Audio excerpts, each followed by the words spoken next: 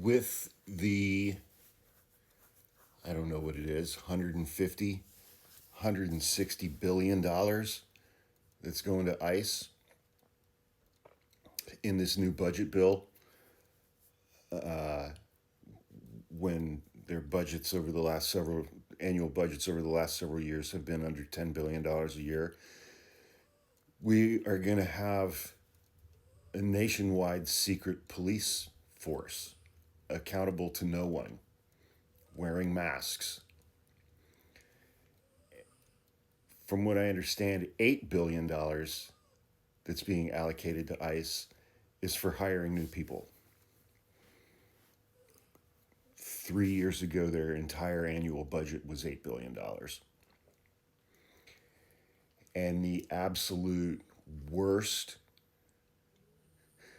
most insecure, inadequate, angriest, neckbeard, gravy seals, amosexual incels that we see on this app, your typical uneducated MAGA chud,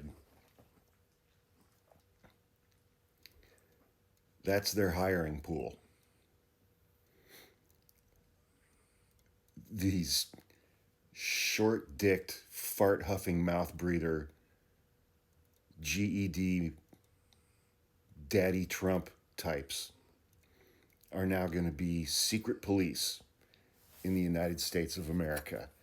And they're going to be given incredible power, and that power is going to be unchecked. They are not going to be accountable to anybody.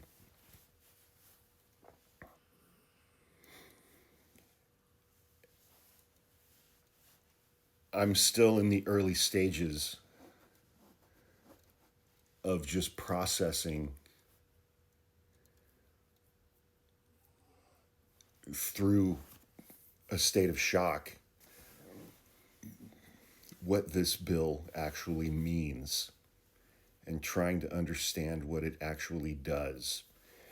And then I heard that a lot of the Republican holdouts in the House were convinced to vote yes for this bill because they were given a sneak preview as to some of Donald Trump's upcoming executive orders, which now can't be stopped with a nationwide injunction from a single federal trial court. Thank you, conservative majority on this Supreme Court. This budget and that ruling and this court's ruling a year ago granting Donald Trump near blanket immunity from criminal prosecution for acts committed while in office, and having taken away our most effective tool to stop him and his executive orders with nationwide injunctions, he is going to seize more and more and more power at an incredibly rapid rate, and now he's got the money to do it.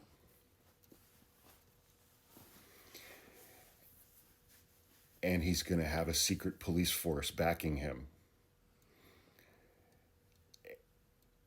And all of those things are going to be official acts of the office of the presidency for which he cannot be held criminally accountable after he leaves office. Now, the current state of affairs with regard to the Supreme Court's immunity decision is that that immunity only applies to whoever holds the office of President of the United States.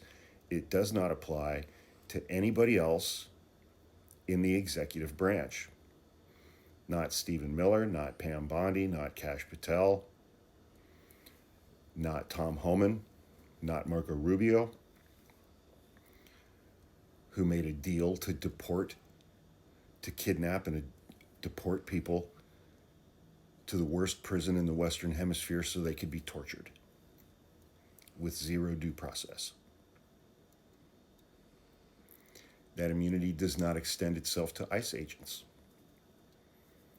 So I would expect in its next term that this Supreme Court will take up a case and issue a decision extending that immunity to who knows who within the executive branch, because a president can only act through giving orders to others and having others enact those orders. And if the president has immunity for those actions, then the people who carry out his orders and do those actions should have immunity too. That will be the argument.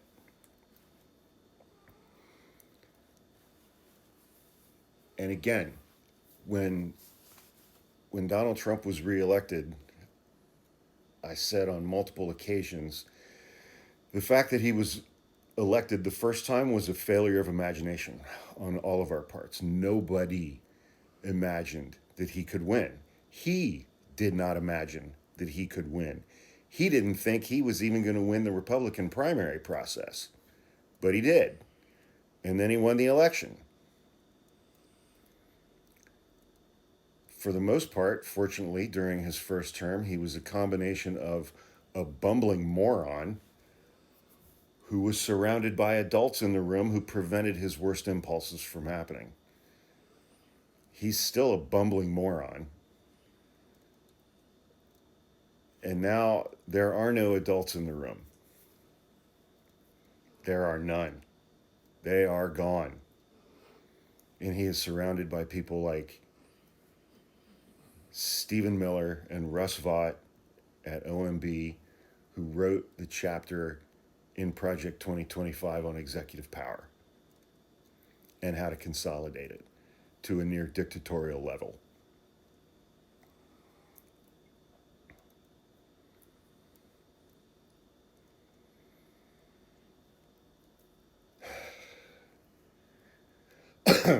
So Trump has the immunity decision. Lower courts can no longer issue nationwide injunctions against his executive orders. Some House Republicans were shown a preview of his upcoming executive orders in order to get their votes on this bill. And now he has the budget and a secret police force to carry out those executive orders that nobody can stop.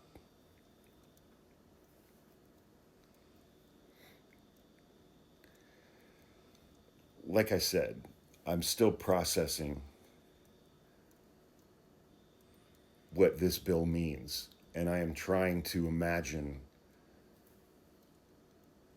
how Donald Trump is going to use all of these things to become the absolute worst version of himself, and how he is going to inflict that on all of us.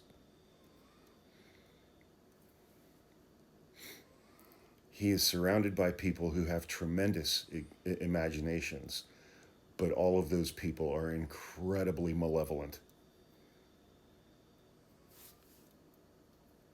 and evil, like Stephen Miller and Russ Vought.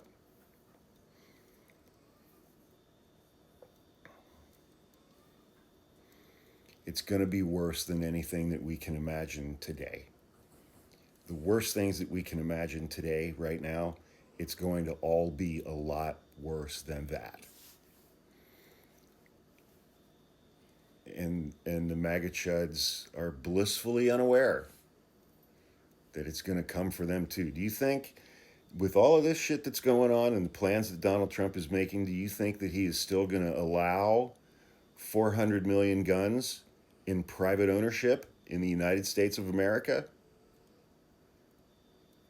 That database that Palantir is building, MAGA, that database, it has every single fucking piece of information about every single gun owner in this country and every gun that they own. You think he's going to let you keep those? Do you really think he's going to let you keep those?